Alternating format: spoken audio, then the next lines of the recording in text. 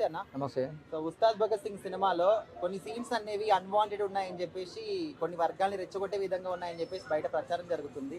So నిజంగా అదే ఉద్దేశంతో సినిమాలో పెట్టారంటారా? లేదండి, అన్ని వర్గాలను ఒక సమతుల్యంగా తీసుకున్నటువంటి మూవీ. ఎలాంటి ఏ వర్గాన్ని ఇబ్బంది పెట్టే సీన్స్ అయితే ఏం లేవు. ఎందుకంటే అన్నీ కూడా సినిమాకు తగ్గట్టు, స్టోరీకి తగ్గట్టు ఉంటాయి. సో అంతే తప్ప కానీ ఎవరో నెటిజన్లు ఇష్టానుసారంగా మాట్లాడితే వాళ్ళు చెప్పినట్టు విధంగా ఉండదు. ఎందుకంటే సినిమా చాలా బాగుంది, మంచిగా ఉంది. అన్ని స్టోరీకి తగ్గట్టు సినిమా తీసుకున్నారు.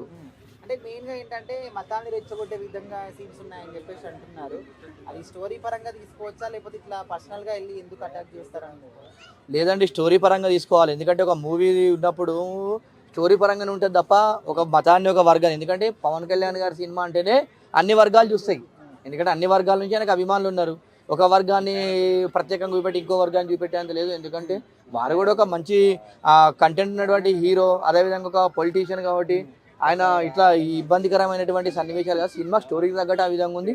బట్ ఎందుకంటే అందరూ ఏమనుకుంటారంటే పాత బస్ ఓల్డ్ సిటీ సినిమా తీసుకుంటే గిట్ట ఈ సీన్లో కావాలని చెప్పేసి కాదు, ఆ స్టోరీకి తగ్గట్టు ఆ సినిమా తీసారు తప్ప అలా ఎలాంటిది లేదండి. అన్న ఇప్పుడు ముఖ్యంగా పాలిటిక్స్ పరంగా కావచ్చు, ఆయన పర్సనల్ లైఫ్ పరంగా కావచ్చు, లేకపోతే ఫ్యామిలీ పరంగా కావచ్చు, ఈయన ఏది చేసినా కూడా ఆయన్ని టార్గెట్ చేసి ఎందుకు మళ్ళీ మళ్ళీ కించపరుస్తూ మాట్లాడుతున్నారు? అంటే ఒక్కటండి, పవన్ కళ్యాణ్ గారి రాజకీయ ఎదుగుదలను ఓర్వలేక, పవన్ కళ్యాణ్ గారి ఎదుగుదలను ఓర్వలేక. ఎందుకంటే ఆయన స్వయం కృష్ణుని పైకి వచ్చినోడు.